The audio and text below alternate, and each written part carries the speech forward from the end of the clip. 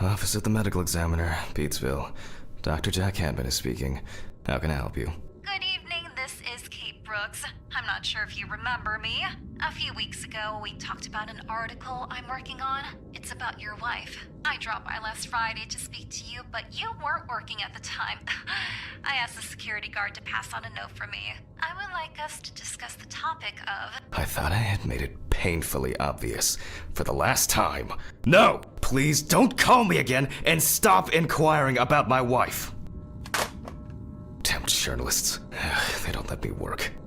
God damn it. I'm not in the best frame of mind to record a lecture for my students now. I'm feeling completely broken.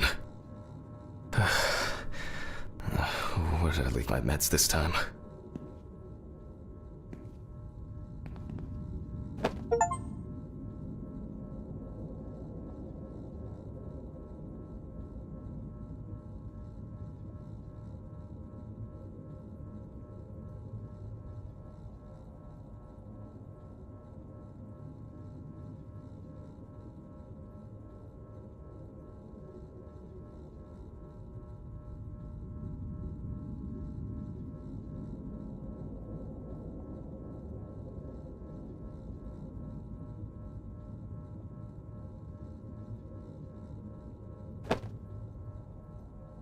They definitely pay me too little for this. Stephen didn't clean up after himself again.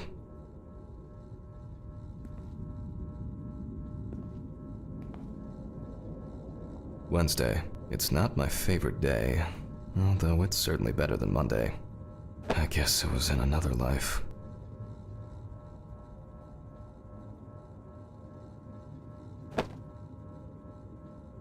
Awful. It would be good to finally repair the coffee machine.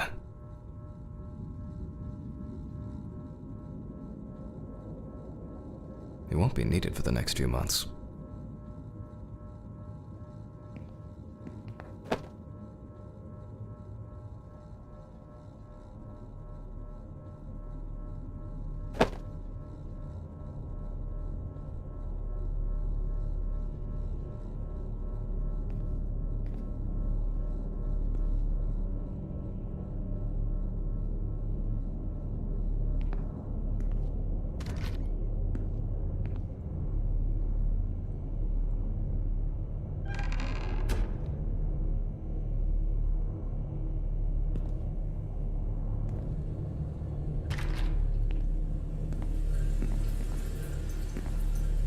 Okay, time to pull myself together. And get back to work.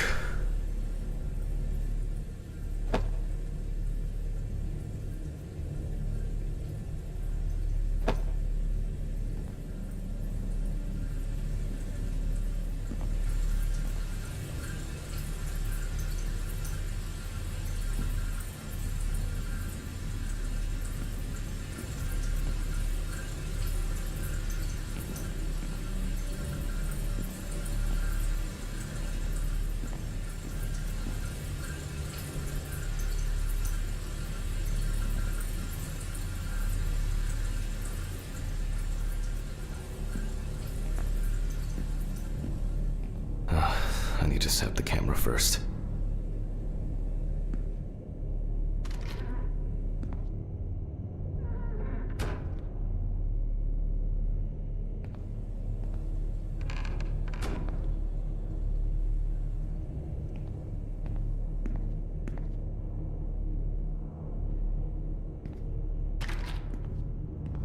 This place is starting to look like a hoarder's dream, rather than a storage room. Now remember, Jack, don't forget, hit the record button this time.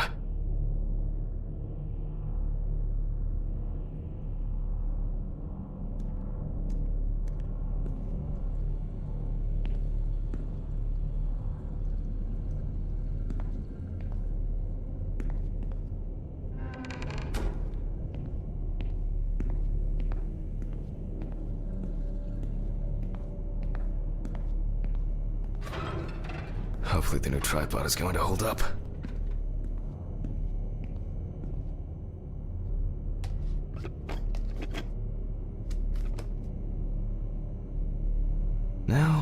just have to get everything in frame.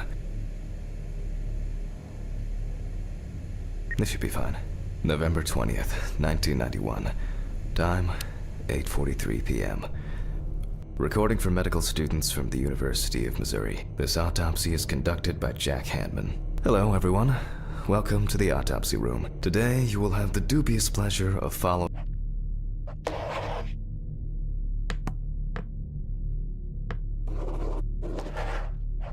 a full autopsy, step by step. For those of you who have already performed your first autopsy, this will refresh your basic knowledge. In turn, for those whose knowledge is only theoretical, I advise not to watch this after a meal.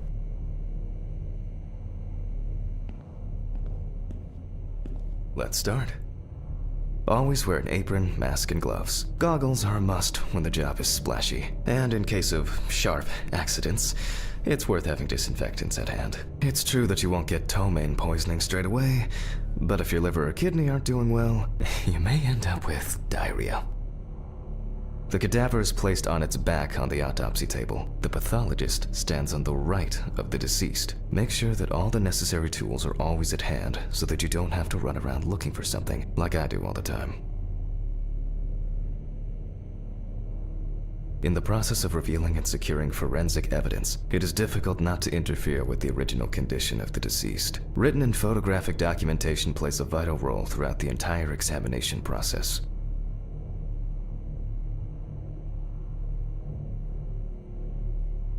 In the process of revealing and securing forensic evidence, it is difficult not to interfere with the original condition of the deceased. Written and photographic documentation plays a vital role throughout the entire examination process. During your research, be patient, inquisitive, but above all, attentive to detail. Many entries are visible at first glance, but sometimes they can be cover for more interesting stories. And lastly, remember that nothing teaches you self-narration like working with the dead. So get used to that fact soon. Everyone will think you're talking to yourself.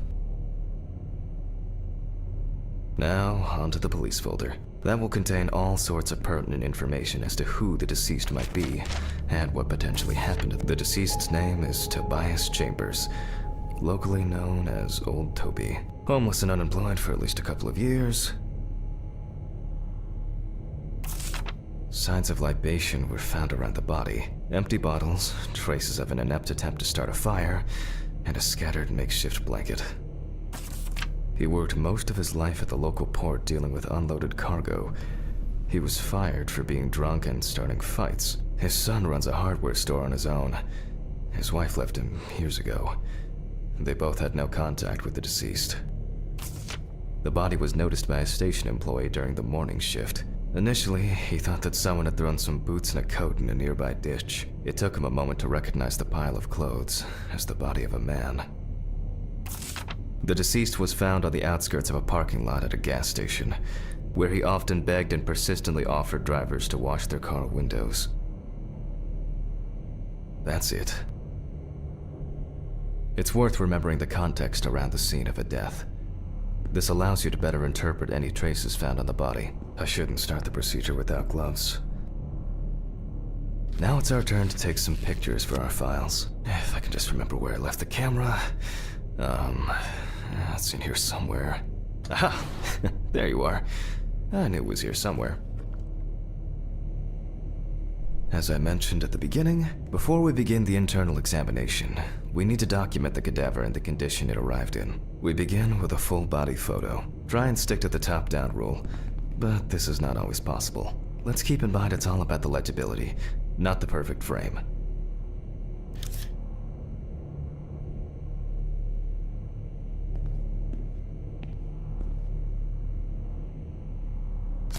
Voila! Now we move on to the next step, looking for traces. Take your time. Look at the corpse from different sides, from different angles, up close, and from a distance. You're looking for anything out of the ordinary.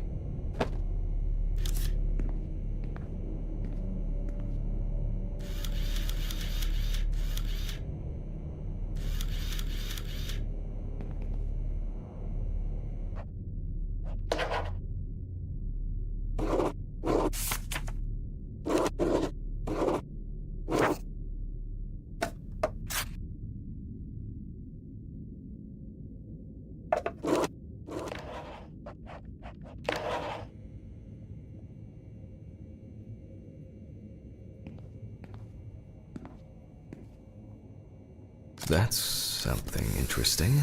It will be necessary to check whether this injury was severe enough to cause damage to the brain.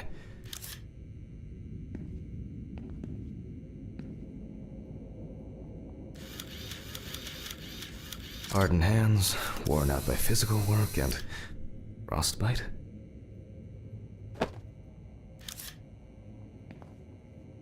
Some wounds in the feet and signs of frostbite, probably because the subject's shoes were too small.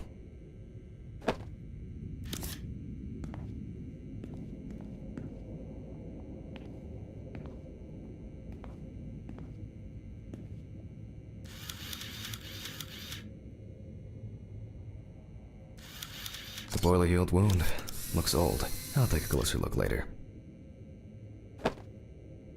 In a moment, we will check which of our initial observations will be worthy of further consideration. But before we get to that, I need to write down some basic data.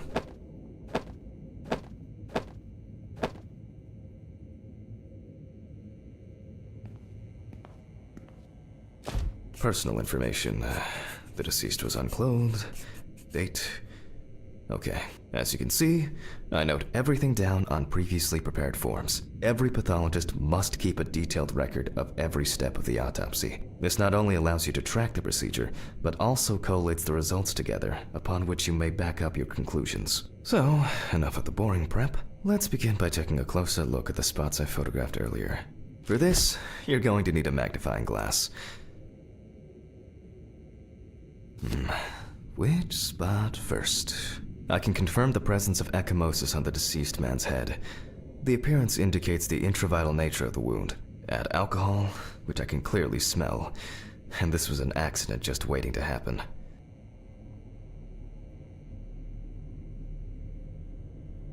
It looks like a burn mark, no doubt painful, but it's not pertinent for this case. Here we can see frostbite on the fingertips. We can tell by the characteristic skin color.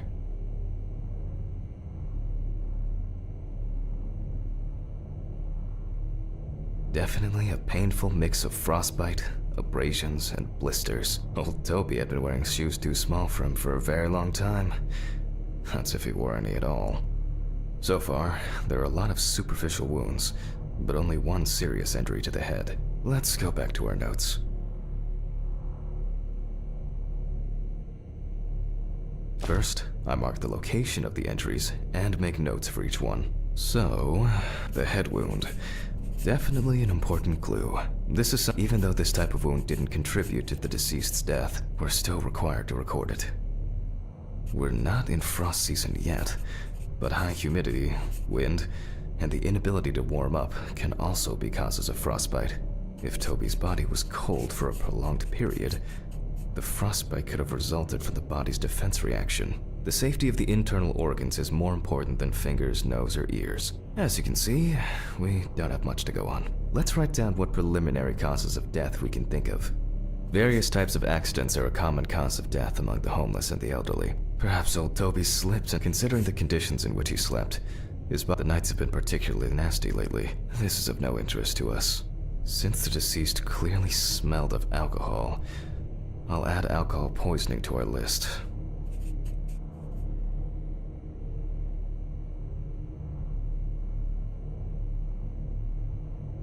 We still have one thing left from the basics: rigor mortis. Well, we take our deceased by the hand, gradually we raise it,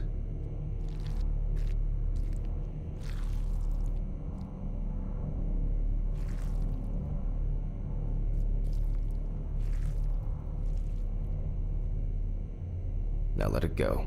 As you can see, the hand falls loose. What's the conclusion? Death must have occurred more than 72 hours ago. The police information appears correct. Head trauma seems the most promising, so we'll start there. For this, I need an oscillating saw. The cut is made from ear to ear.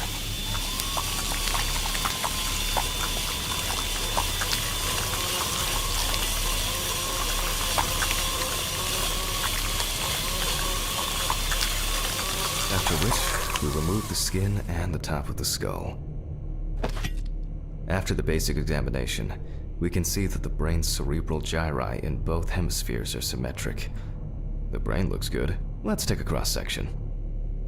Some pathologists prefer to examine organs without removing them. However, for me, it's much more convenient to examine them on a board, which we'll do now.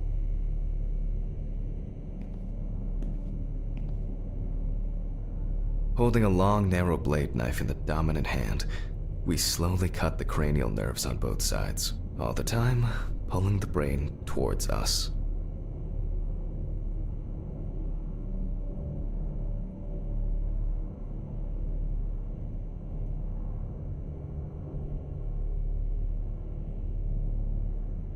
So far, so good. The hematoma seems to have had no effect on the brain.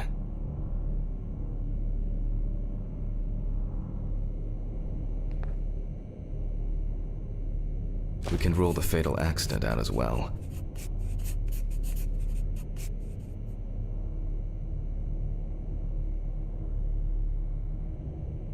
Brain is in good condition, so we have no choice but to proceed to the internal examination of the other organs. I grab a scalpel from my kit. The incision should be in the shape of a letter Y. We use a deep cut to reach all the way to the ribs and to penetrate the abdominal wall. Alright, now we peel back and separate the skin.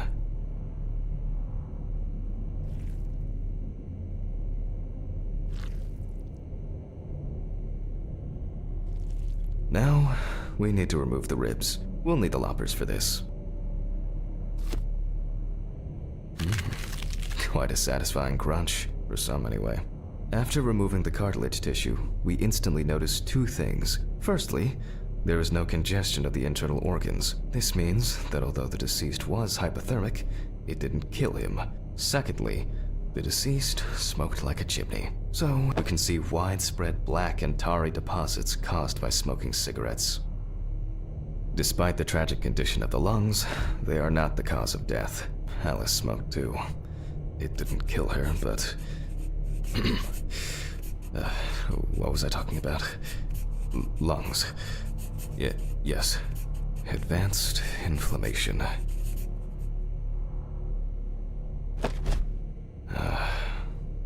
What now? The syringe. Now's a good time. Specifically 3. From the eye, the heart, and the bladder. Vitreous humor analysis is very useful in indicating long-term alcohol abuse.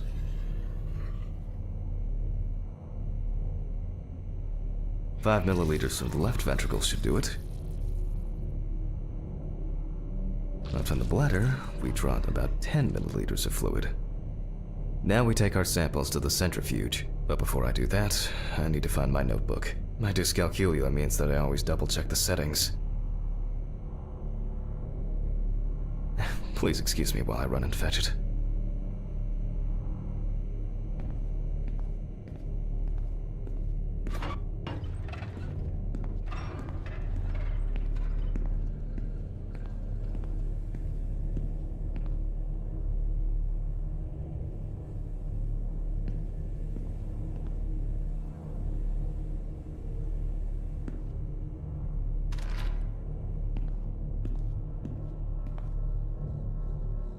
This whole thing is covered in stains. I should check this out under the microscope sometime.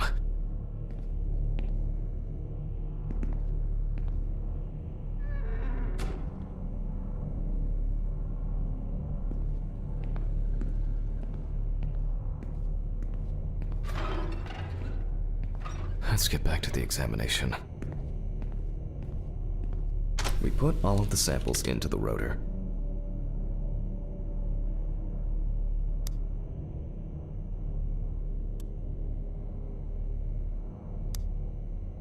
Now, we set the appropriate time and speed.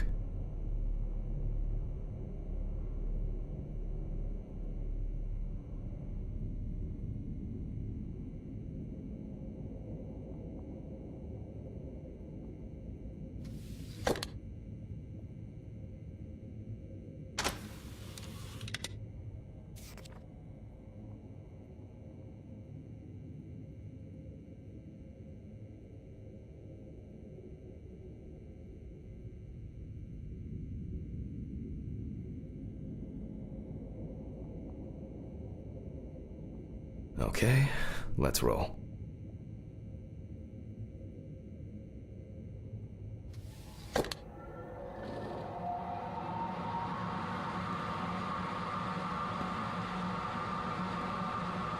Oh shit, the fuses again.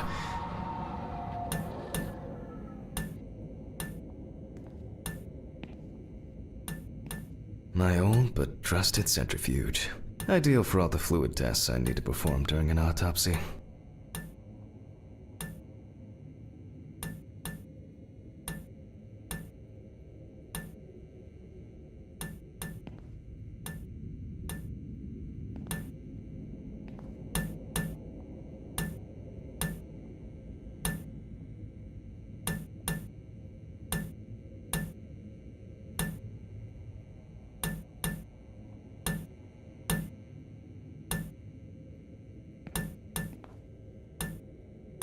My old but trusted ideal for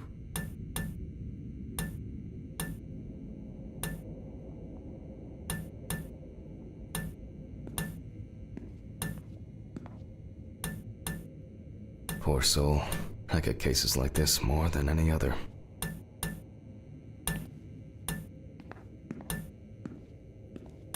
A considerable collection.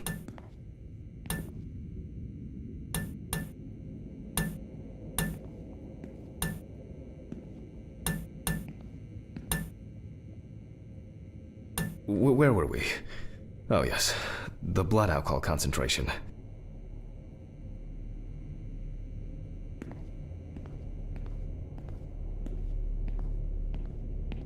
Let's see what we've got here.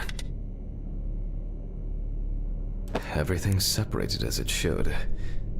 Our lab is closed until tomorrow after the last, incident. However, considering that Toby's favorite eau de parfum appears to be ethanol, I'm guessing the results won't surprise me at all.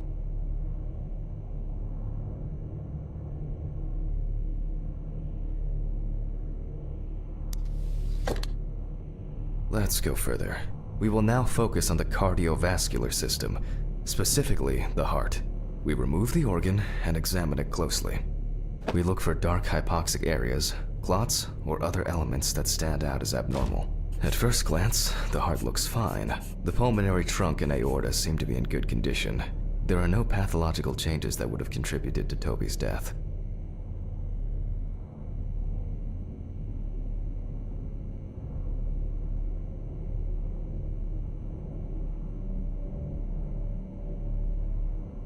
Now let's take a closer look at the stomach. Size is normal, healthy, pink color.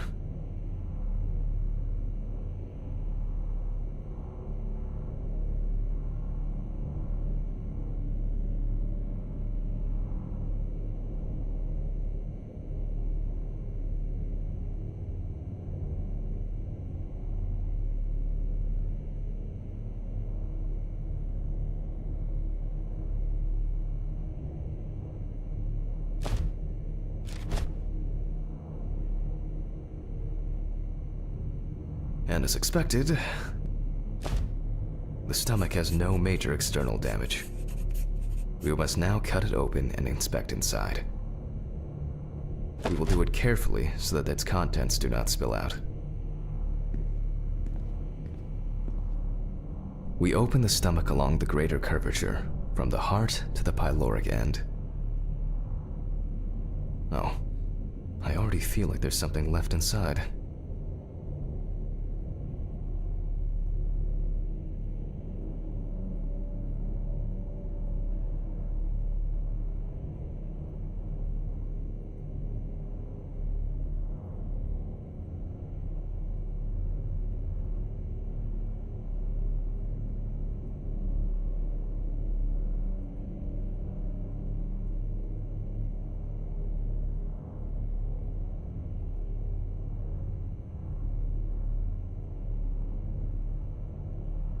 Okay, large amount of gas, small amounts of yellow, grayish food content, resembling some kind of meat.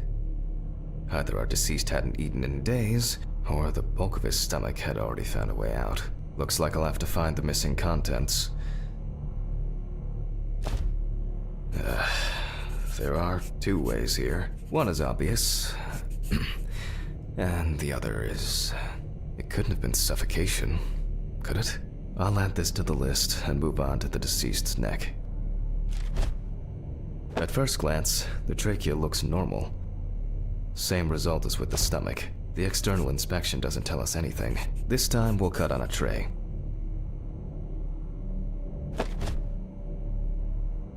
While cutting such a small organ as the trachea, we must make a precise incision.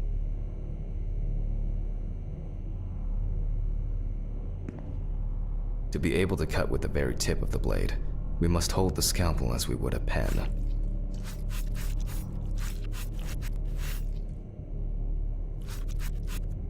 And after careful examination and deduction, we've got it. A clogged trachea. It's time to summarize the whole thing.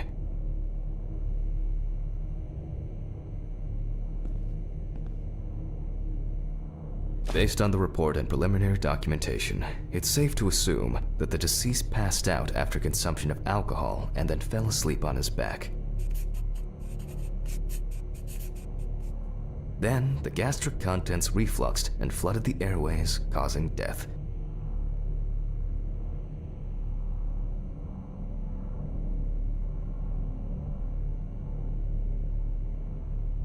That's why we don't forget about the recovery position at dorm parties.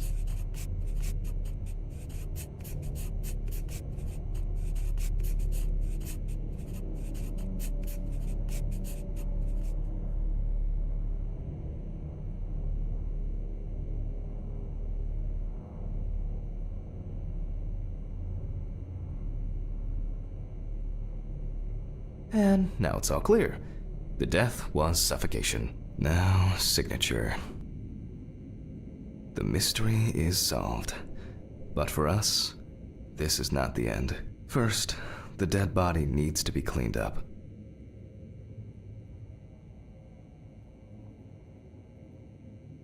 For this, we will need to close the body and grab the needle. First, we unroll the skin flaps.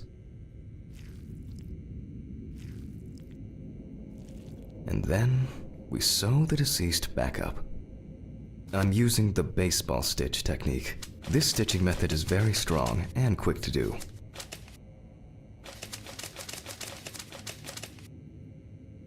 Beautiful. Now we say goodbye to the deceased and put them safely in the fridge, ready for the next stage of their journey.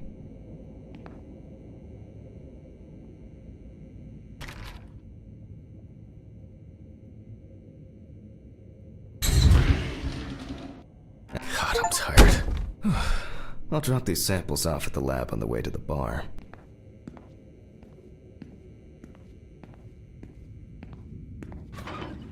I'll call Steven. I don't feel like drinking alone today.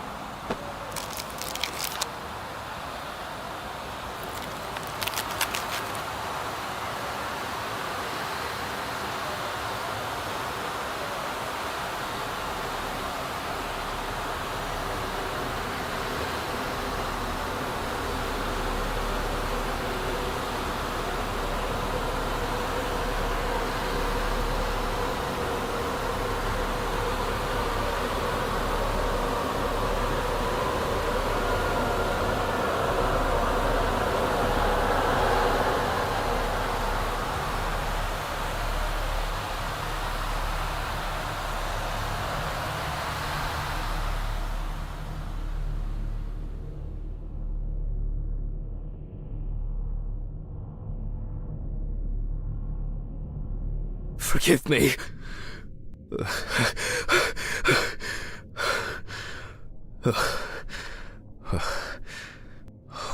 What? Christ. What a dream.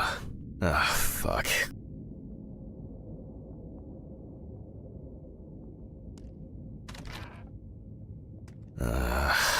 So much light everywhere.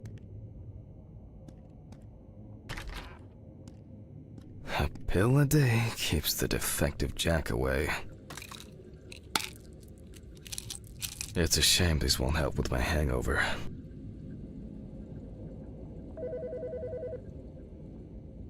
The fucking phone. Okay. I know I'm late. I'll be there soon. It's not like the dead are impatient. Jack, no. Alice? Who is this? It's Charlotte Graves. Oh God, I'm sorry. I didn't recognize you. I thought it was work calling. It's okay. I hate it when work calls me at home, too. How is everything? We haven't talked since... you know. Well, there are good days, and there are bad days. What can I say? At least I can hide away at work.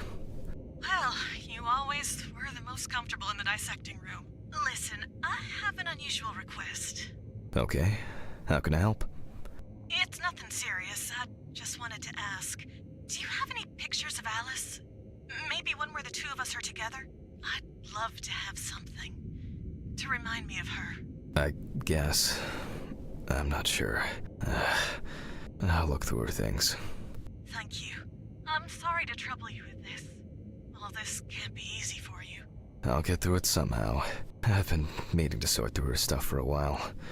Have you asked Stephen if he has anything? Yes, I spoke with him this morning. He said he gave everything to their mother and that I should ask you. I see. Jack, I know you're trying. That you cope somehow. Stephen's there for you. Although, well, we all know how he can be. But, I mean, if you wanted to reminisce about Alice, talk. I really should go now.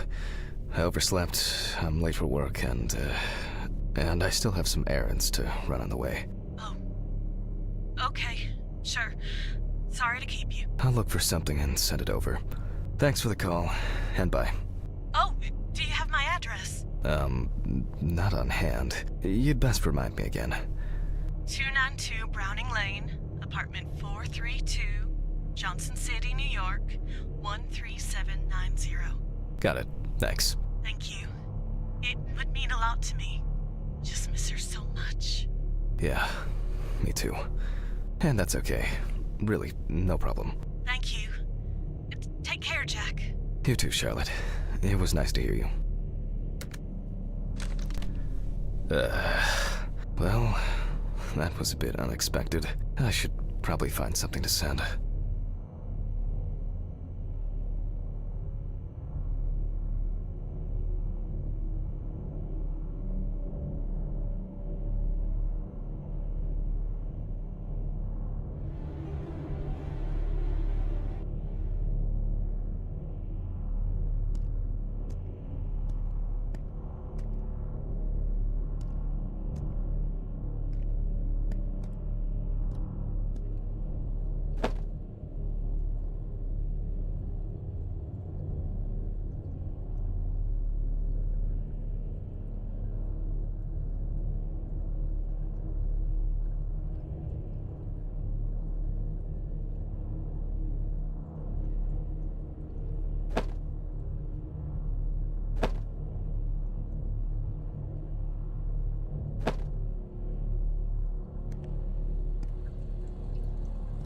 The view isn't spectacular, but why does that car look familiar?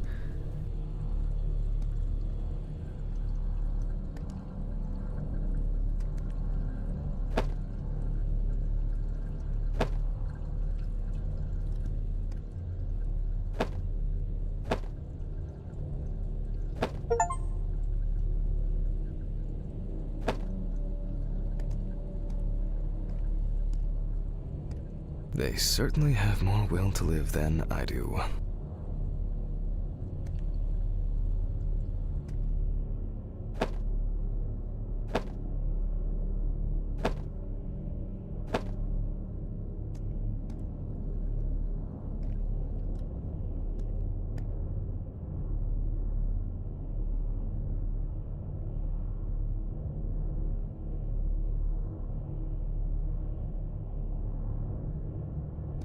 I'm not in the mood for music lately.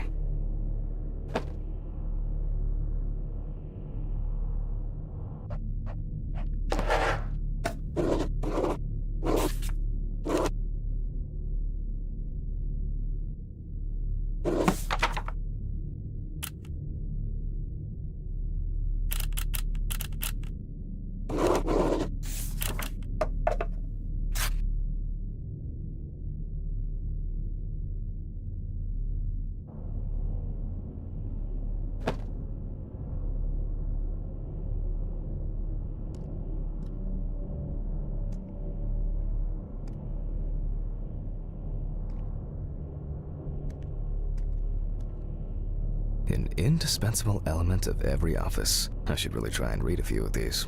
An indispensable element of every office. I should really try and read a few.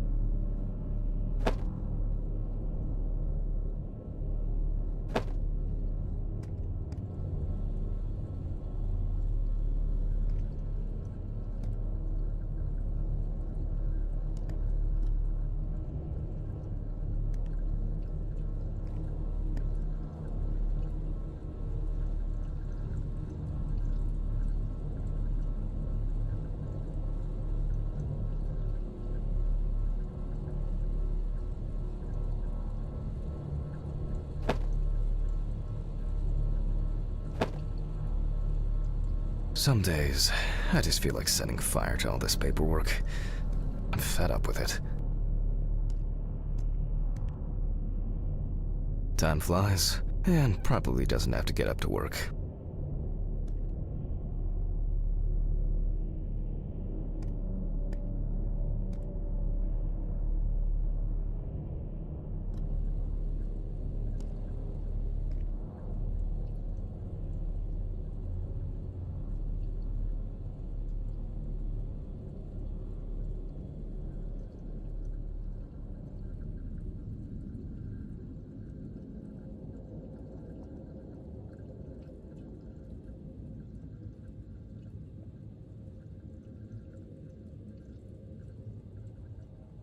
It's been almost a year.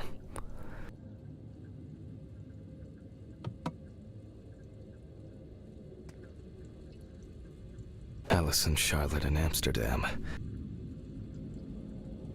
It's hard to believe they've known each other for so long. These were from Thanksgiving. Stephen invited me. I was going to give them to his mother, but then I met Alice. That was the first time I saw her.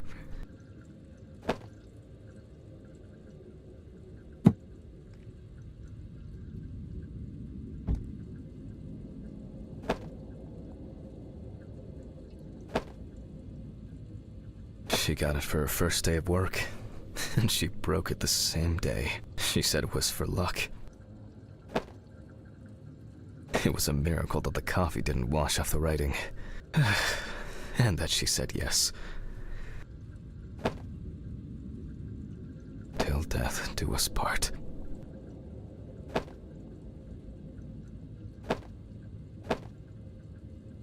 It's always good to have something for a rainy day.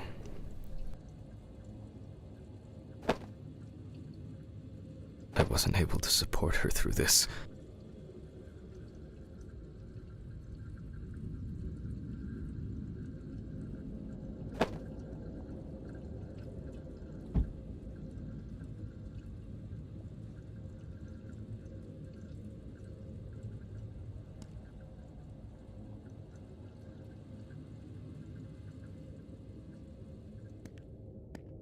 It would be better if Charlotte had this.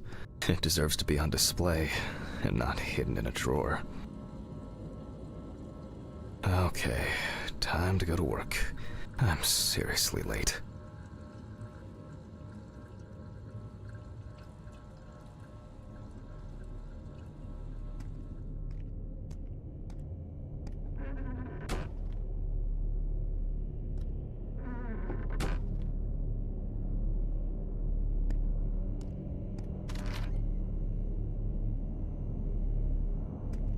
I should grab some coffee and aspirin on the way.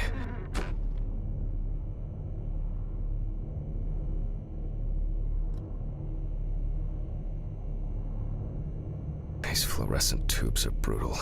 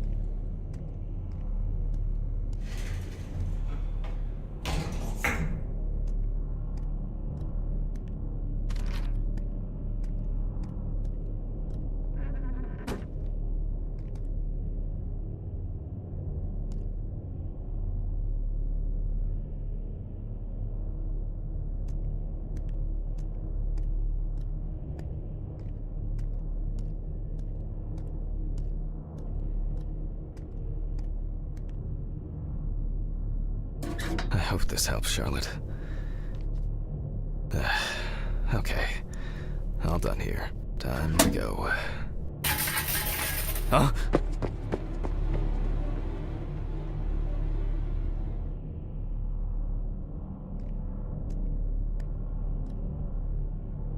Damn. I forgot my jacket. Well. I'll brave it for tonight. Too bad.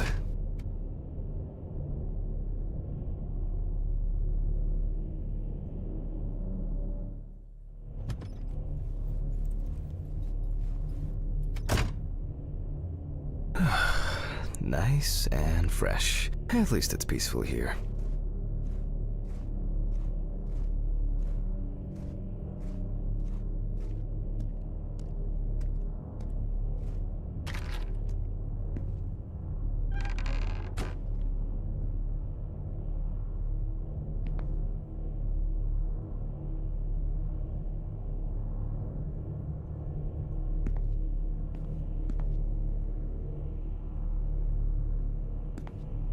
Good evening, Mr. Ridley. The timesheet handling.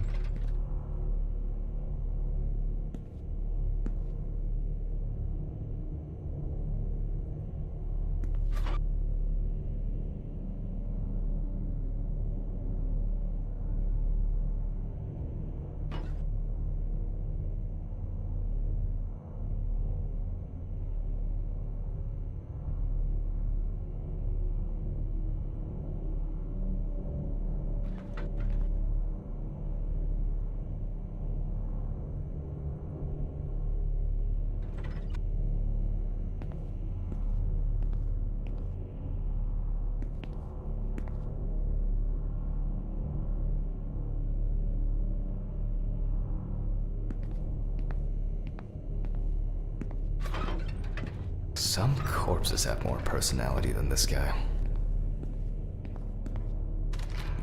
Christ. Who leaves the window open in the middle of November? So I'd better check the answering machine.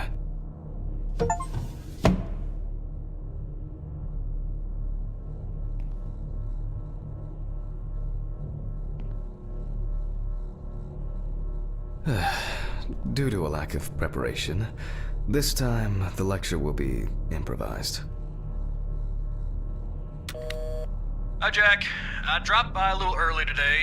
I left the body with Ridley in the corridor. He wasn't sitting in the locker then, so maybe he'll even throw him into the room. Well, how are you doing? Yeah, I mean, it's your first birthday without her, and... This, Mom always said not to accept sweets from strangers. That's par for the course. I wonder when this clown will learn to look under his feet. Birthday. I actually forgot it was today. Alice baked me muffins like these every birthday. A treat for later. I always crave something sweet after a section. Okay, joke's over. Apron, gloves, and get to work.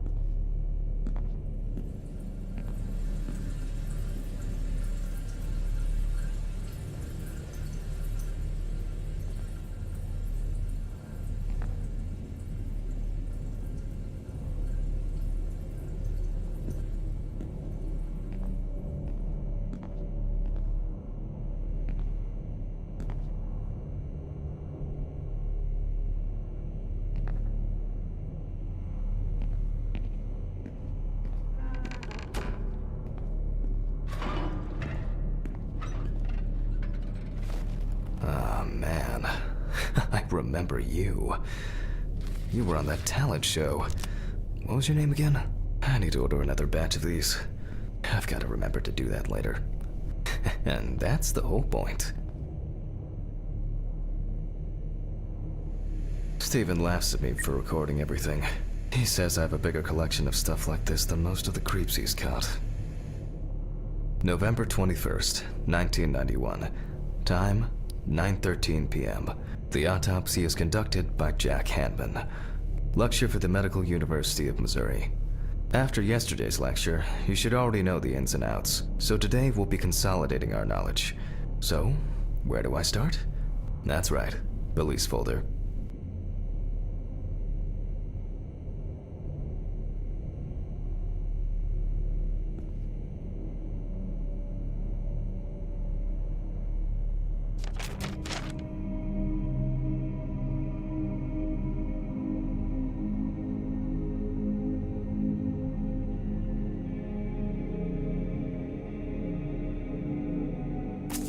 Ah, yes. Samantha Barker. Now I remember. There's probably gonna be a lot of chatter about this. When questioned, friends admitted that Samantha's last days before losing contact seemed extremely happy and relaxed. She also quit drinking alcohol and mentioned something about rehab. The friend also admits that there was no indication of an impending tragedy. After her first album became a commercial success, she was hit with a creative drought. She suffered panic attacks and severe sleep problems. Drugs and medication came into play.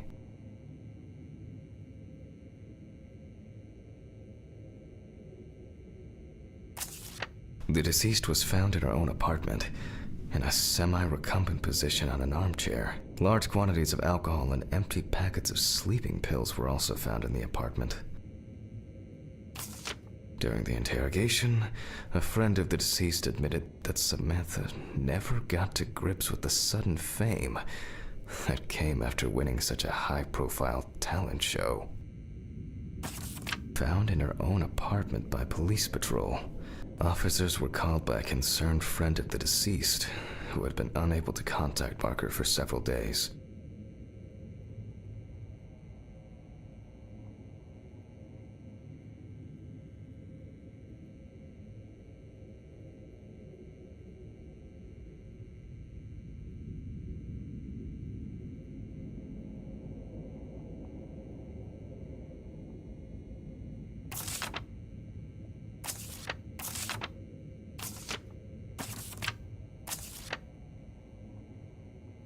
Well, let's see what settled this matter. As you can see, the body is fully clothed. Therefore, before we move on to photographic documentation, we must remove the clothes.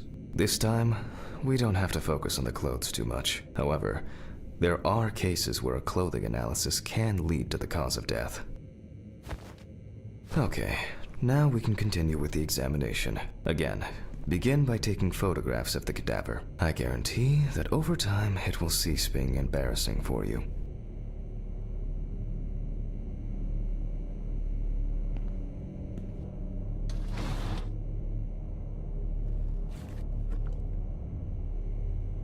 First, we photograph the whole body.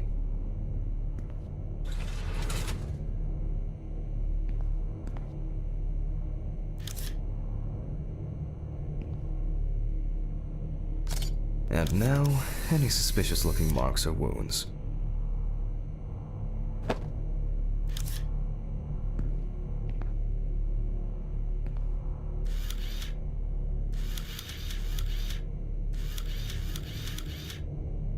Interesting.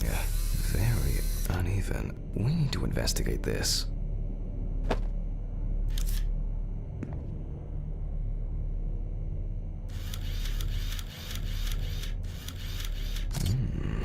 Yes, I've seen this many times.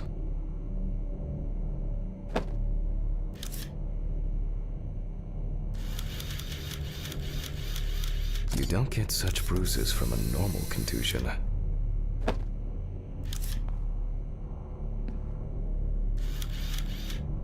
Well, there's even more here.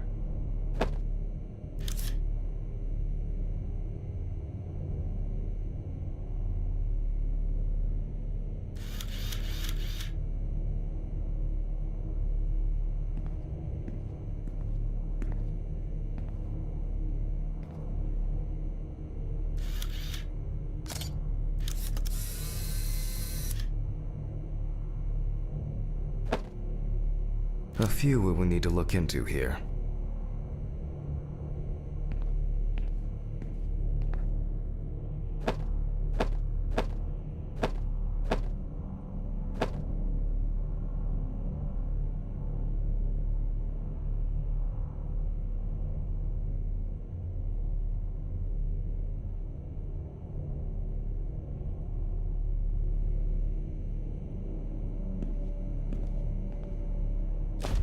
Notes prepared. Time to take a closer look.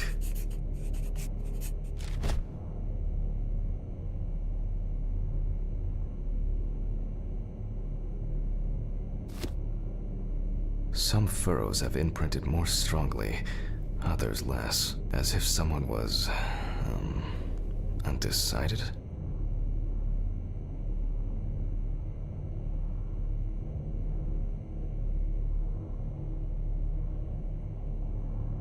The number of bruises suggests that there may have been some kind of tussle.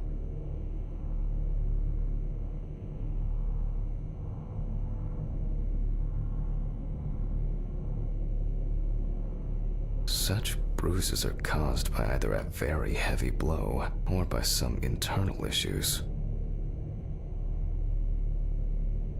And here's something interesting. The skin of the deceased is covered with numerous blisters. Some of them are ruptured. Others still contain fluid residue.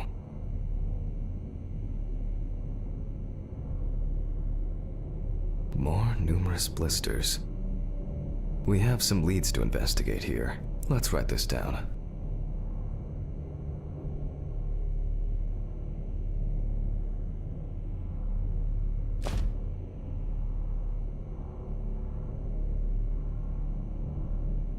On the neck of the deceased, we can see clear furrows, indicating that strangulation may be the probable cause of death. Given the condition of the deceased, it's difficult to tell immediately whether the bruises were the result of a struggle or perhaps the result of iron deficiency. In general, such blisters usually appear in the case of mechanical abrasions, but due to the place of occurrence, this should be excluded. Currently, it's difficult to say whether the bruises were the result of a beating or whether it could be some kind of internal bleeding.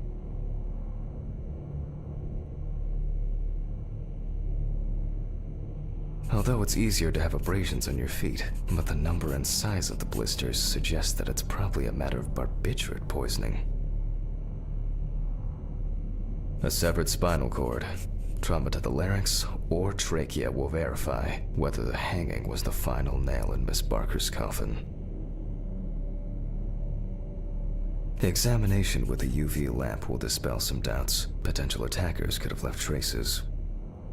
I'll add barbiturates to the list of necessary tests. After examining the organs, we can easily verify whether there was internal bleeding or whether the deceased was suffered to be checked in the lab later. Given the testimony of the victim's friend, I add alcohol poisoning to the list of potential causes of Miss Barker's death. A blood test will no doubt quickly verify that hypothesis. But first I'll check for external traces. For this we use the good old UV lamp.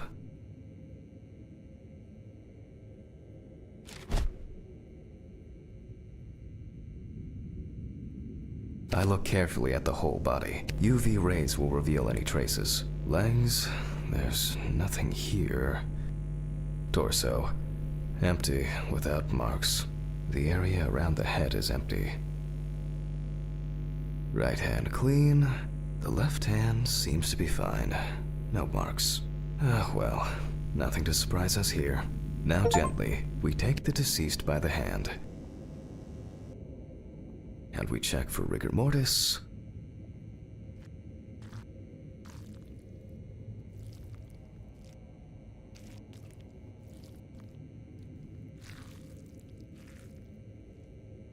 Again, the hand falls freely. After yesterday, you should know what this means. Since we don't have a definitive lead, we will examine all the key organs one by one. So, I'm starting the internal inspection. I dissect the skin of the deceased.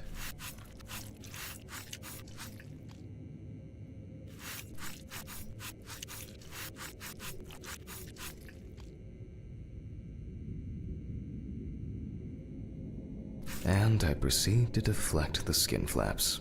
Compared with yesterday's body, the deceased has only trace amounts of adipose tissue. Now for the ribs.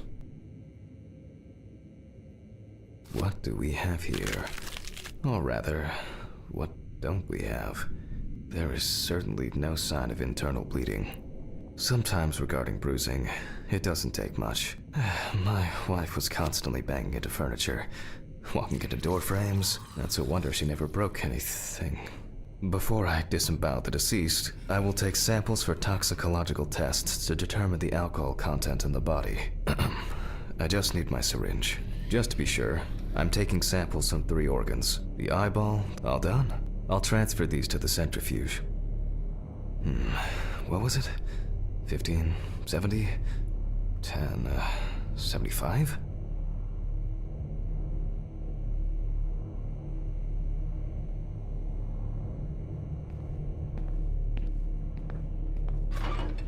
Maybe one day I won't need my notebook.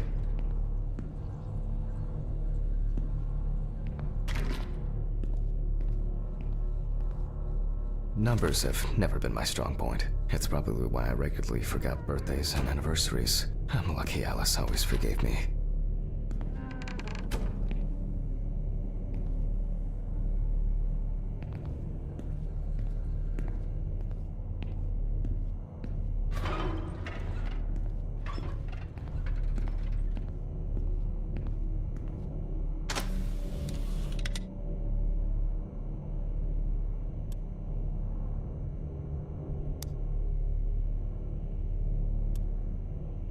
Gently does it with this old thing. Handle with kid gloves.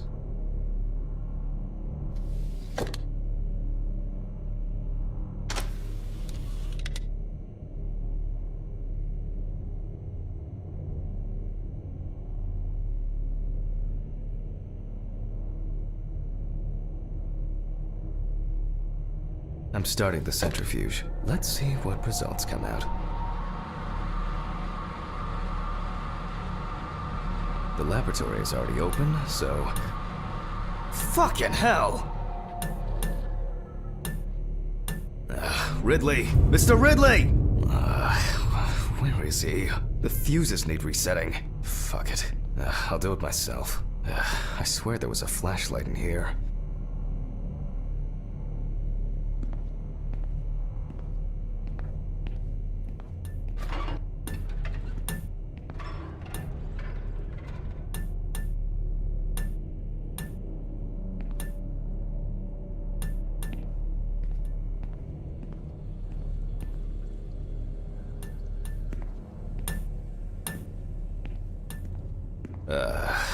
Whatever.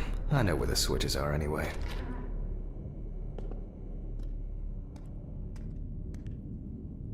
First the right, and then the left.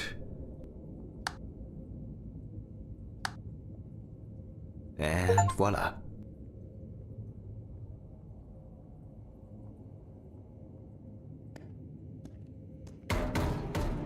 What?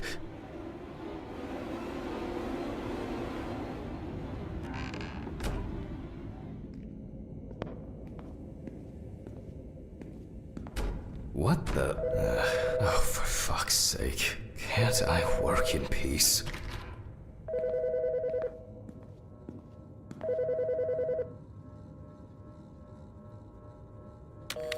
Jack Hanman speaking. Easy, why so rude? Steve? Sorry, man. This place is falling apart, and Ridley won't even lift a finger to help. You just can't work here. Did the centrifuge strip the fuses again? Yeah, eventually everything's gonna go up in smoke. Look on the bright side. It's a free cremation with your autopsy. Jesus, stop it. That shit pisses me off. Okay, sorry, Jack. Anyway, I'm calling to ask how the autopsy's going. Soon there'll be journalists sniffing around for info, so we'd best be ready. I'll whiz through this in a couple of hours. It doesn't look like a complicated case to me. More of a formality. The report will be available in the morning. Sounds great. Thanks. Phew! How's your head? Well, my head seems better than yours. On the way to work. Holy fuck. Jack, turn on the radio. What?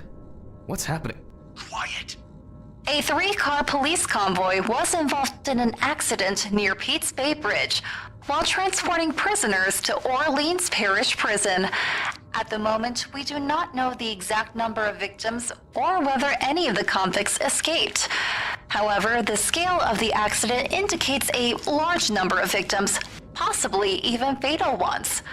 Police are on their way to investigate the incident and secure the area. We know that the injured prisoners are on death row. The police were to transport them to their execution, which was to take place tomorrow morning.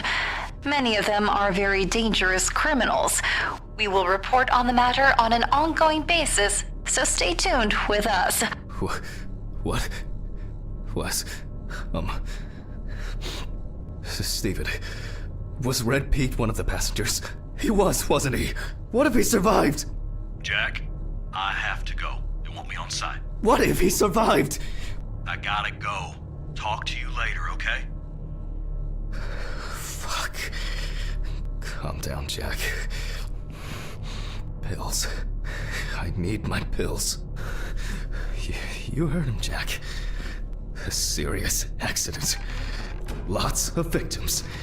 He's definitely dead.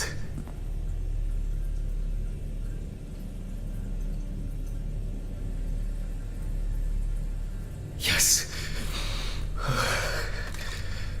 Nothing's going to happen.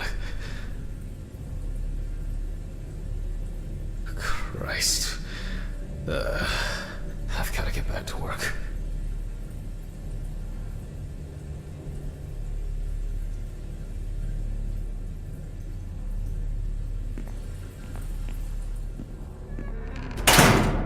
What?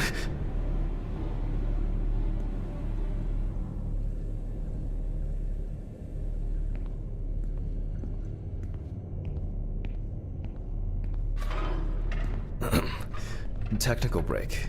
At least I know I can pursue a career as a janitor if I need to. Fucking hell!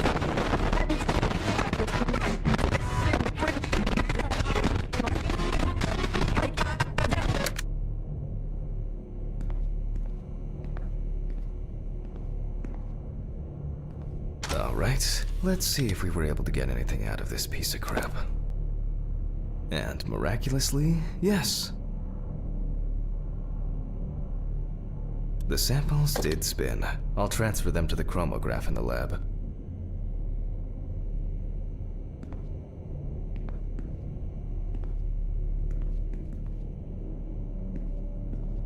Poor soul.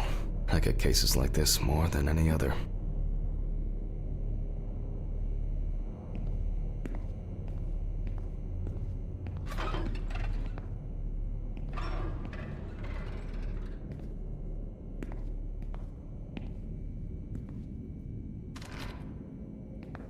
Alright, let's load this up.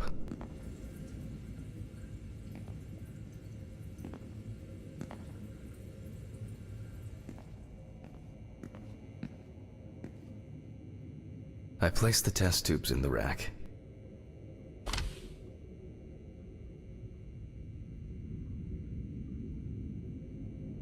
Now, just take 5 milliliters from each.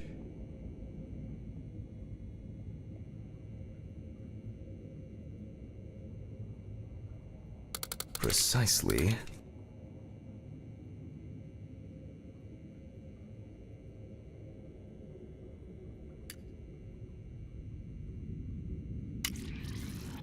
And the next.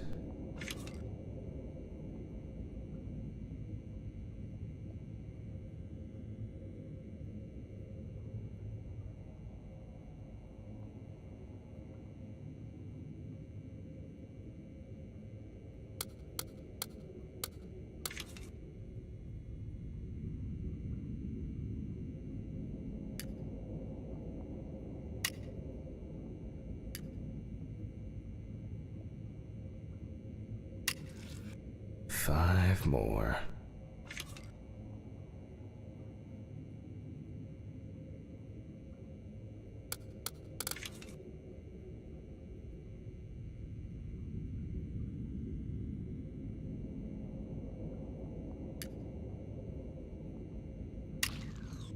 We put the prepared sample into the machine.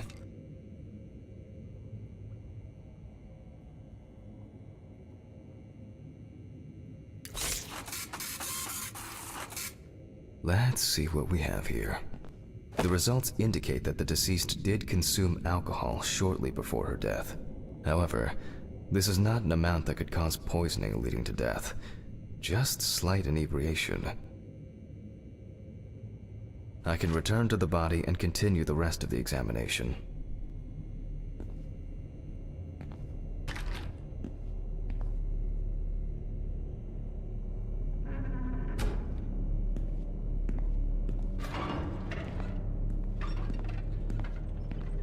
The chromatograph results show that we can eliminate alcohol poisoning from our list of potential causes of death.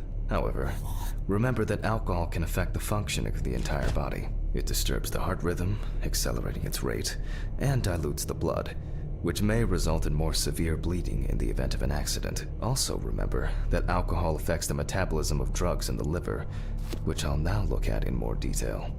First, I'll pick up the syringe again. I'll take samples from the liver and the heart to test the concentration of barbiturates in the body.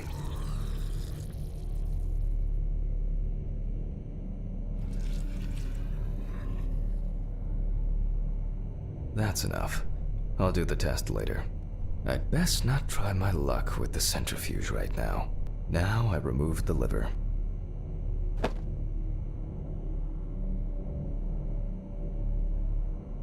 No lesions. However, it is slightly enlarged. Perhaps it's a slight inflammation or drug-induced damage. It may also be the result of the deposition of substances from drugs. Let's check the weight of the organ.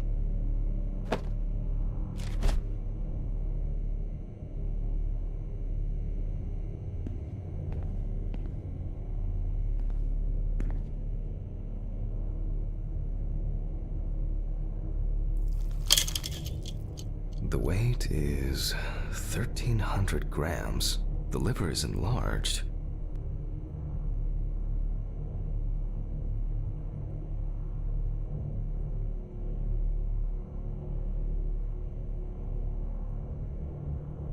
I'll move on to a cross-sectional study. Perhaps the enlargement is the result of early cancerous changes. The blade glides through smoothly. I don't feel like I'm encountering any changes with an unusual structure.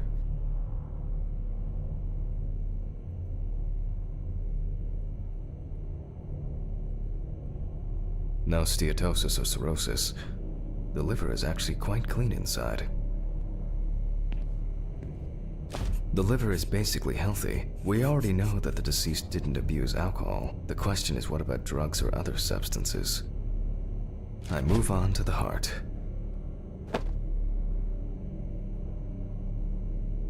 Oh. At a glance, we can see signs of a heart attack.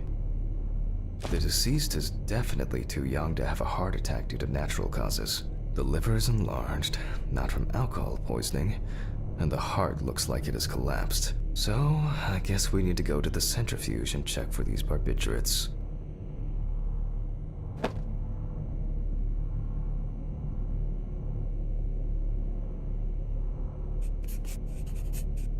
The last time I saw this kind of poisoning was a few years ago.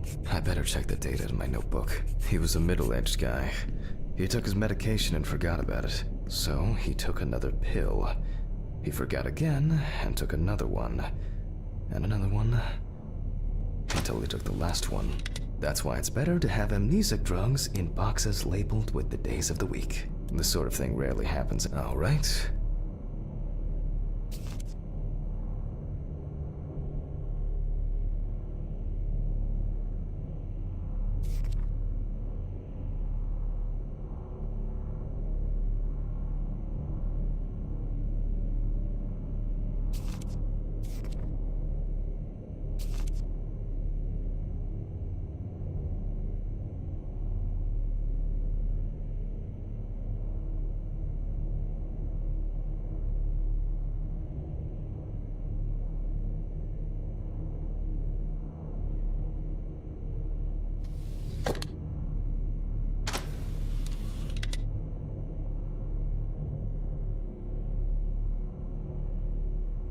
We close the centrifuge and pray that it doesn't trip anything again.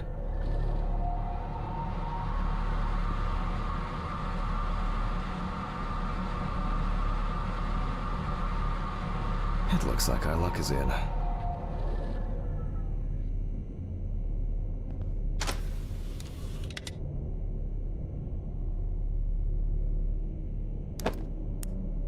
We can take the samples to the lab now.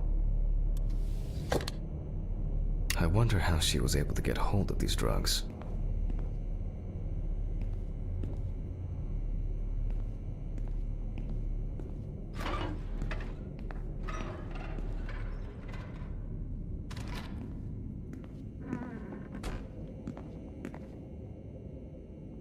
Okay, 2 samples this time. 6 milliliters each.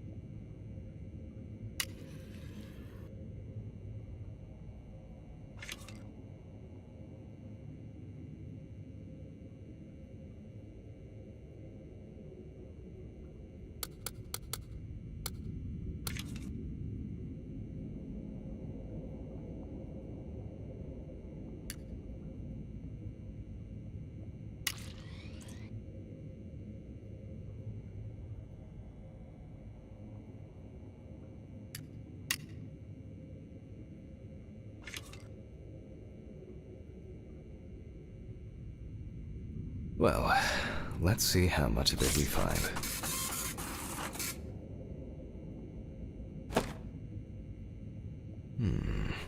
Nothing surprising. Significant amounts of phenobarbital metabolites of hepatic origin. Looks like I'll have to check the contents of the deceased's stomach.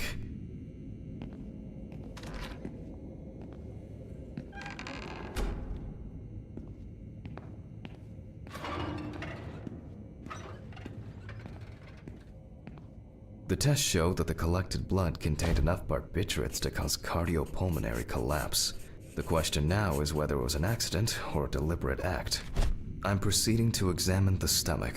Before extraction, I ligate the entire organ to prevent its contents from spilling out. Okay, I'm now cutting out the organ, which will move to the board for dissection.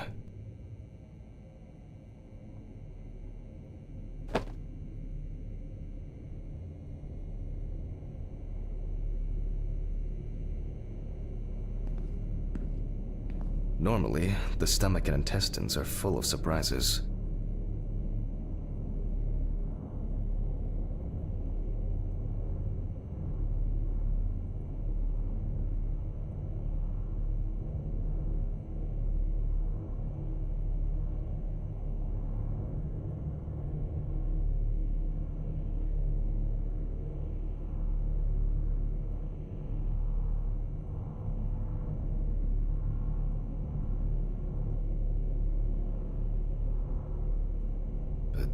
This time, we see remnants of undigested food and a dense mass of pills. You don't take this many drugs by accident. Length and width normal. No obvious pathological changes. Undigested drugs found in the stomach of the deceased. The direct cause of death was probably an overdose. I'll check the rest of the organs, and the lungs are normal. No lesion. The deceased's trachea is normal. Complete patency. No food or fluid. The deceased's intestine is normal. No clear pathological changes. Abdominal cavity checked off. We can check the brain.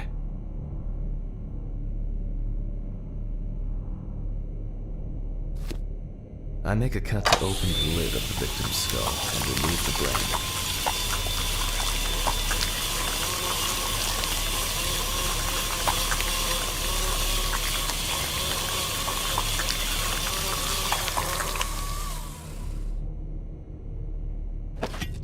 Brain is normal. No obvious lesions. Alright. I need to dissect it on a board.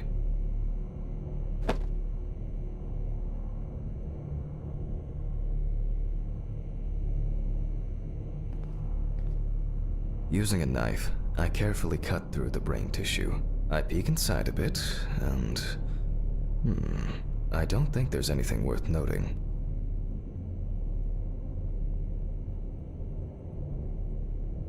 As expected, the deceased's brain is in excellent condition. No discoloration or changes due to hypoxia. There is still the matter of the marks on the neck. They look superficial, but who knows?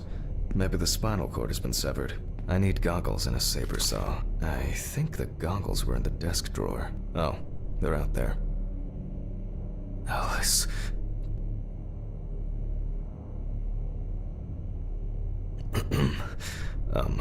Saw. I need saw. Fuck. I don't see it here. Oh. I know. I probably left it in the basement after its last cleaning.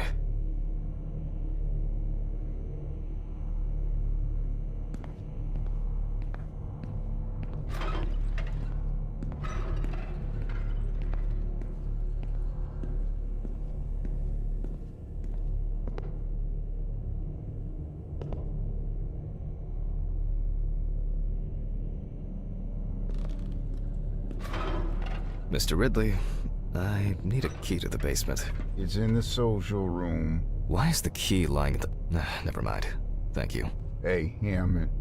Did you hear about the convoy? Well, maybe you'll get a chance to relive your glory days and catch Red Beat again, huh? Let's hope there won't be a need for that. If only he could put that much enthusiasm into his work. I get the feeling that searching through this rubbish is more pathogenic than working with corpses. Please, may this be the last trip.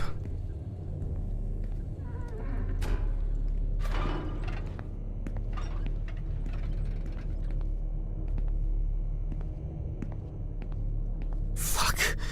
Why did the prison convoy have to get into an accident? Jack, take a deep breath. Deep, pleasantly cool breath. You're nearly finished with the autopsy. Then you can go home and rest. I'll take the saw.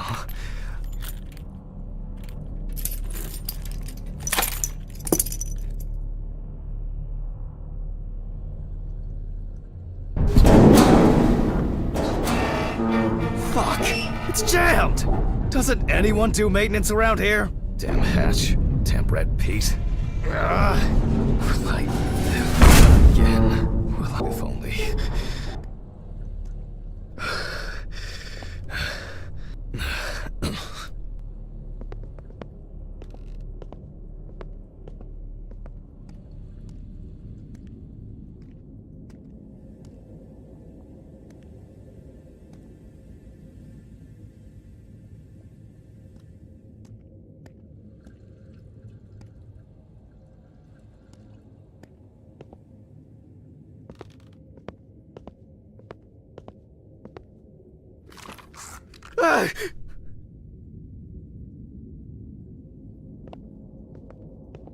It would be easier if I put things away properly.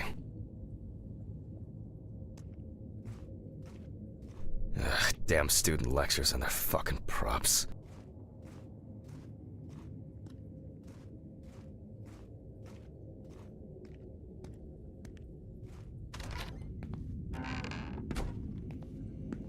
And like clockwork, he's already sleeping.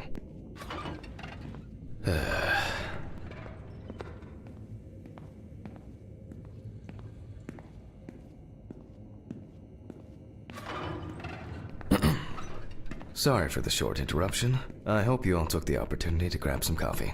And now that I have everything I need, I'll move on to revealing the spinal cord.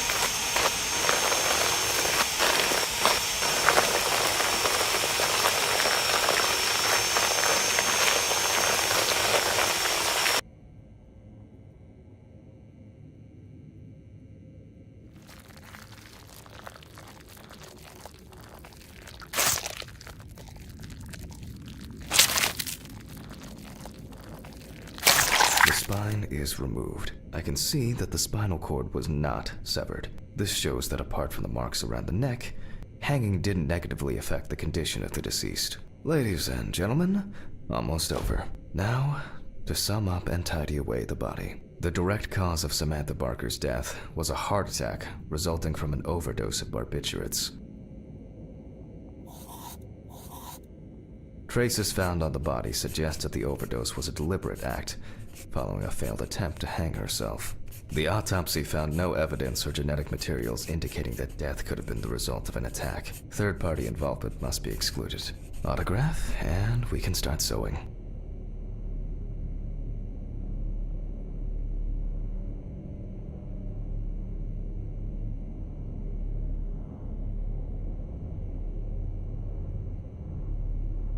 In the 1950s and 1960s, the use of barbiturates for suicide was actually quite common. I think it was most talked about after the death of Marilyn Monroe.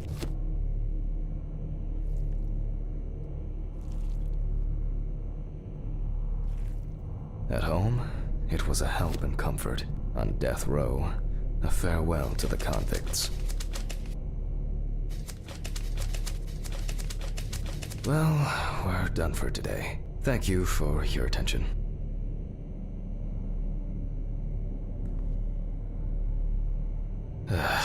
Tiring day. I can feel those hunger pains coming on. I guess I'll have to pick something up along the way. Gloves in the trash, leave the apron for cleaning. Now I can go. Camera. I didn't turn it off. A nightcap will do me good.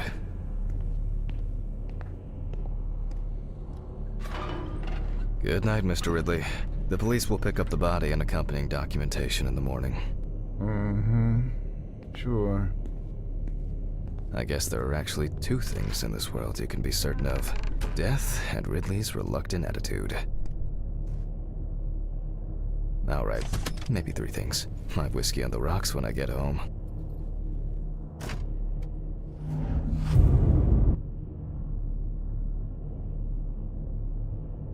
So cold. I guess I should have brought my jacket to work. This block can be quite intimidating when it's so quiet. Almost there. Stephen didn't want to go out for a drink tonight, so I'll drink my whiskey in the company of my TV. Shit. I forgot the muffin. Well, Ridley will have a nice treat for the night. I'm sure he'll be his happy, thankful self tomorrow.